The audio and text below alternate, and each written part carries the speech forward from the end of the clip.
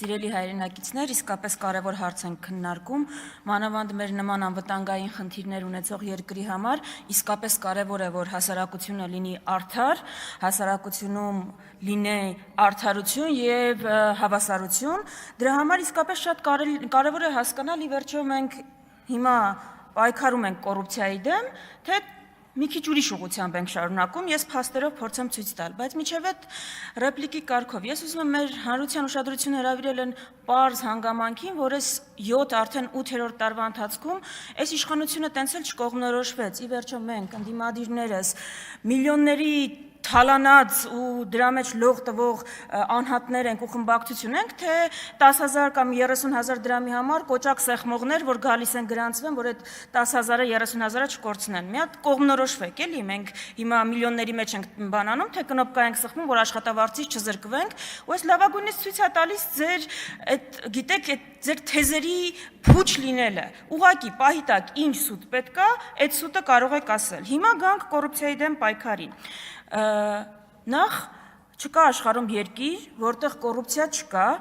եւ Հայաստանը բացառություն չի ու չի կարող լինել, եւ չկա աշխարհում երկիր, ով այսինքն ստեղծվել է, այդ իր ճանապարհը անցել է ու չի անցել են ամեն ինչի միջով, ինչ մենք ենք անցել։ Ու մինչև 2018 թվականը մեր պատմությունը գնալով բարելավող պատմություն էր։ Այսինքն նաև այս ասպարեզում կարելի էր բողոքել տեմպերից, այո, բայց մենք 90-ականներին ավելի վատ վիճակում էինք, 2000-ականների 90-ականների համեմատ ավելի լավ վիճակում էինք, 2010-ականներին 2000-ականների համեմատ ավելի լավ վիճակում էինք ու մինչև 18 թվականը։ 18-ին այս մարդիկ եկան, խոստացան արմատախիլ անել կոռուպցիան, որևէ այդպիսի դրվագ դուք չեք տեսնի։ Հիմա եկեք միասին տեսնենք, այս մարդիկ արմատախիլ են արել կոռուպցիան, թե փաթեթավորել են կոռուպցիան, թե այնպես են արել կոռուպցիան, որ ինքն բացահայտելը ավելի դժվար լինի ու ավելի աննկատ դառնա ու ավելի համակարգային դառնա ու ավելի գրագետ դառնա ու արդյոք մեր ժողովրդի պայքարը դրա համար էր։ Այստեղ զեկուցում է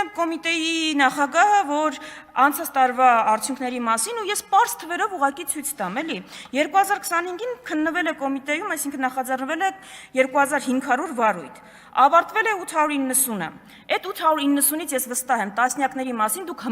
հմեկով ահասարսուռ ռեպորտաժներ եք տեսել։ Այսքան գույք են բանանում պատրաստվում բռնագանձել, այսքան միլիոնների դրամ է բանը պահանջում դատախազությունը, բայց գիտեք, քանիսն է կարճվել այդ գործերից, այդ 8000-ից, այդ 800-ից, 70%-ը 617-ը, ընդամենը 270 ուղարկվել է դատարան ու հələ այնտեղ հարց է կփլվի, թե կշարունակի մնալ։ Այսինքն, այս մարդիկ շոուի բեմադրելու բան են, մասնագետներ են։ Ուղղակի ձեզ իրոք պետք է այդ մասով բան անել, կրեդիտներ տալ, դուք իսկապես բրենդինգի ու շոուի մասնագետներ եք։ Ինչ ձեզ տան, շոու կսարքեք դրանից։ Նենց կփաթեթավորեք ու կբրենդավորեք, որ մարդ զարմացած կմնա։ Հիմա գալիս ենք այս իշխանության, ապօրինի գույքից խոսենք։ Ինչ են մեզ ասում, գալիս են այստեղ կարդում են այս վարույթներից մի հատվածներ ու ասում են տեսեք ինչ թալանա տեղ ունեցել, դատարանի վճիռները չկան, որևէ բան ապացուցված չի, մեծ մասը դրանք դատարանում փլվում են։ Հիմա մարդիկ, դուք այդ հայտարարություններն եք լսում, բայց մարդկանց բացատրությունները այդ հայտարարությունների մասին չեք լսում, այս վերջերս նույն Լևոն Մկրտչյանի գործով, ինչա մարդը ասում, պարզ մի նախադասություն ուղղակի, 2025 թվականի դեկտեմբեր ամսին անհասկանալի պայմաններում որոշվում է որ ինձնից մի թիվ պետք է գանձվի։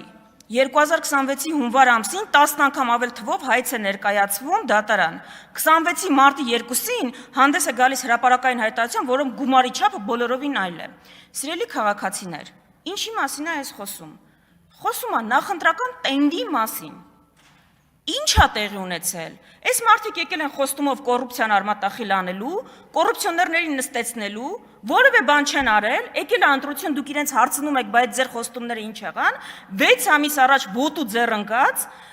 այսպիսի փնթի գործեր են հրապարակում, հմեկը ռեպորտաժներ է պատրաստում, այն կարգի փնթի, որ մեկի գործի մեջ copy paste կա, լրիվ ուրիշ մարդու գործը։ Այդ կարգի գործերով ձեզ ուզում են ասել, մեզ քվե տվեք, 8 տարի ղեկավարել ենք երկիրը, նախընտրական խոստումները չենք արել, որ 13 տարի ղեկավարենք, որ 4.5 տարի էլի բան չանենք, վերջին 6 ամիս ընտրություններից առաջ գանք ձեզ ասենք, էլի կոռուպցիայի դեմ ենք պայքարում, խաղաղություն ենք բերում,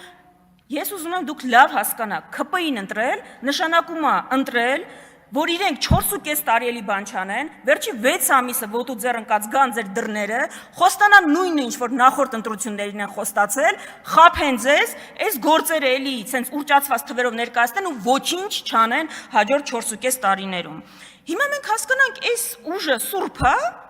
թե նույն կոռուպցիայի մեջ թաթախված բանն է, ուժն է, ուղղակի բրենդավորել են դա։ Գիտեք, ձեզ որևէ մեկը կոռուպցիայի դեմ պայքարին ոչ մի բան չէր կարող ասել։ Ես անձամբ իմ ընտանիքի որևէ անդամի անգամ չեմ պաշտպանի, եթե որևէ այդպիսի գործում թաթախված լինի։ Բայց ձերը կոռուպցիայի դեմ պայքար չի, ձերը քաղաքական վրեժխնդրություն է։ Դուք կոռուպցիոն գործերը հարցում են մենակ նրանց նկատմամբ, այսինքն հիմնականում նրանց նկատմամբ, ով ձեր դեմ ակտիվ խոսում է։ Հովիկ Աղազարյանի դեմ կոռուպցիոն գործ հարուցվեց, ձեր հետ չհամաձայնվելուց հետո։ Մի երկու դեպք կա, որ ձեր նախկին թիմակիցներ իրանք խավության նոխազներն են։ Իրանք են դերակատարություն են անում, որ ձեր դեմքը պիտի լվան, որ դուք գաք այս ամբիոնից ասեք մենք հոմենակ ընդդիմադիրների դեմ չենք պայքարում։ Ասեմ կոռուպցիայի դեմ եք ուզում պայքարեք, հակակոռուպցիոն կոմիտեի նախագահ, ով ձեզ որևէ բան կասեր, եթե ընդդիմադիրների շարքում լիներ Սերգեյ Բագրատյանը։ Սերգեյ Բագրատյանի կնոջ հանքից ինչ կա։ Ինչ կա։ Հետքին դատի տվեք, հետքի քննություն, մի բան արեք, մի անհանգստացեք։ Հիմա, Պարոն Բագրատյան, տեղում խնդրում եմ 25 միլիարդից, անիվի 25 միլիարդից ինչ կա։ Աննա Հակոբյանի հանգստացեք, դուք այստեղից ելույթ կունենաք։ Հերքումը տարածեք, ես հետ լրատվականի հետաքննությանն եմ ըղում անում, ինչ եք ուզում։ Լսեք, գաք այստեղից հերքումը տարածեք, դուք ես հերքումները չեք տարածում, ու մի վատացեք, հանգստացեք։ Տիկին Վարդանյան, մի վարքյան։ Պարոն Բագրատյան, խնդրում եմ։ Ջեր ձղաձուկները ձեզ պահեք, նորմալ խոսեք։ Խնդրում եմ մի րոպե անջատեք, էլի։ Պարոն Բագրատյան, խնդրում եմ տեղից մի արձագանքեք։ Տիկին Հակոբյան, դուք նույնպես համեցեք, շարունակեք։ Միացրեք խոսափողը։ Աջափնյակի մետրոից ինչ կա։ 8 տարի խոստացել եք Աջափնյակի մետրոյի նոր կայարան, այդ գիտեք ինչ դարձավ վերջը։ Վերջը քրեական գործ դարձավ ձեր նախընտրական հերթական խոստումը։ Այն օլիգարխների դեմ որ հայտարարում եք պայքարում են։ Ո՞նց եք պայքարում։ Իրանց հարկային ու մաքսային արտոնություններ տալով, հետո իրանք մուծվում են Իմ քայլը հիմնադրամին, հետո Իմ քայլը հիմնադրամը անվճար դասընթացներ է անում, ու բան է անում, կրթաթոշակային ծրագիր է անում, նախընտրական տարում, այդ այնց եք պայքարում կոռուպցիայի դեմ, սա կոռուպցիա է, թե կոռուպցիայի փաթեթավորում է, ուղղակի ավելի սիրուն է հիմա ձեր կոռուպցիան, հա, գրեհիկ տեսք չունի, այսինքն ձեր խնդիրը էդ էր, բա ժողովրդին ասեիք, որ գալու եք փաթեթավորեիք, բրենդինգային ընկերություն եք, դա ասեիք դուք, որ այդ կոռուպցիան ավելի նենց է կանելու, որ մարդիկ չկարողանան ծայրը գտնել ու տեսնել։ Մի հատ էլ թեմա, որից քիչ է խոսվում, այս թմրը համաճարակը, որ այս երկրում կա, դա կոռուպցիա կա այդտեղ, թե չկա։ Ո՞նց է լինում, որ դուք ցանկացած ընդդիմադիր գիտեք ինչա շնչում, ում հետ է հանդիպում, ինչը անում, բայց չեք կարողանում բացահայտել ովքեր են դպրոցի մոտ թմրադեղեր վաճառում։ Չեք կարողանում, ուզում եք, չեք կարողանում գտնել, ուզում եք, չեք կարողանում պայքարել, թե շահառուները ձեր մեջ են, նաև։ Ուզում եք չեք կարողանում գտնել այդ մարդկանց, այսինքն Հայաստանում կա մի հատ տենց բիզնես կայացած համակարգ կա, իշխանությունը չի կարող բացահայտի։ Ընդդիմադիրը գնում է Գյումրի, իրանք դիմավորում են այնտեղ ուժայինները։ Հիմա ես նաև վերջում անդրադառնամ էլի այս ասֆալտը, այն ասֆալտը, որը դուք հպարտանում եք, 8 միլիարդը ընդհանրապես ձեր վարկը, որ այդքան փաթաթել եք բոլորիս վզին, լավագույն ապացույցն է, 8 միլիարդով Հայաստանում հնարավոր էր նես տեսանելի արդյունք ունենալ, թիփեր կառուցել, ատոմակայաններ կառուցել, ինչ է կարել այդ, ուր է փոշիացել, հեսա գալու են ասեն դպրոց են կառուցել, բայց բյուջեի աճով ինչ է կարել, այդ ձեր պարտավորությունն է, որ մի կառավարությունը դպրոց չի կառուցել, այսինքն այդ միլիարդավորը, որ վերցրել եք, ձեզնից շատ ենք երևի կառուցել, հիմա, և այս ջղաձգումների մասին, երեկվա, այսօրվա, ես չեմ հասկանում, ձեր խնդիրը որն է, Գյումրիի ընտրության արդյունքները դուք չեք բողոքարկել, Գյումրիում հակաօրինական բան է տեղի ունեցել,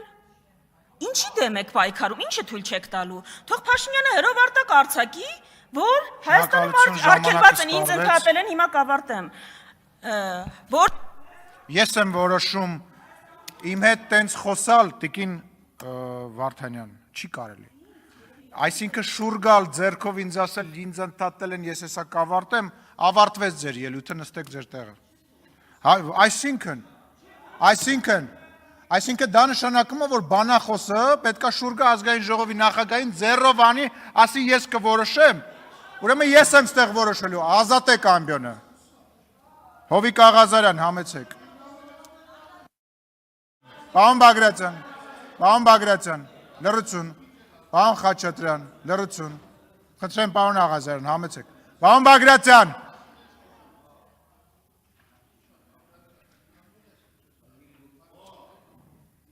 պարոն Ղազարյան, պետք չի ինձ պաշտպանել պարոն Բագրատյանից, պարոն Ղազարյան, դուք էլ լռեք, կլռեք, երբ որ ասում եմ լռեք, ուրեմն պետքա լռեք։ Սա ազգային ժողովի նիստերի դահլիճն է, ձեր հայաթը չի։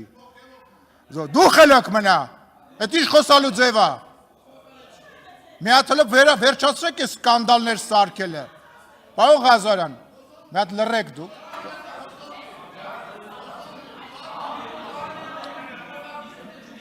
Ես ուզում եմ հասկանամ, դուք այսքան ժամանակ մի հատ ելույթ չեք ունեցել։ Ուրեմն ձեր խմբակցությունը կարգի հրավիրեք։ Պարոն Ղազարյանը իրան իրավունք է վերապահում, դահլիճ չմտած ընդեղ աստիճանավանդակից հրահանգներ է տալիս։ Մյուս պատգամավորը ինձ ասում է ես կորոշեմ, երբ եմ խոսալու, կարգի հրավիրեք ձեր խմբակցությունը, թե չէ ես կարգի կհրավիրեմ։ Ուրեմն կարգի հրավիրեք ձեր, ասում եմ, չհամարձակվեք, մտնել ազգային ժողովի նիստերի դահլիճ, ընդեղ աստիճանավանդակից կարգ ու կանոն թելադրեք։ Ուրեմն ես կրկնում եմ, դա ձեզ չի վերաբերվում, ես նիստերը վարում եմ նենց, ոնց որ գտնում եմ ճիշտ, այսինքն ինչ նշանակում, դուք պետք է որոշեք, թող խառնվեն, թե չխառնվեն։ Լռեք։ Պարոն Մինասյան,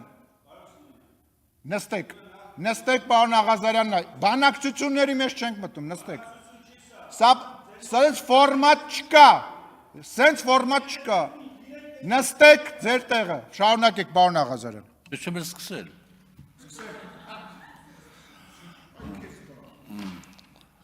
Հարգելի գործընկերներ, սիրելի ժողովուրդ,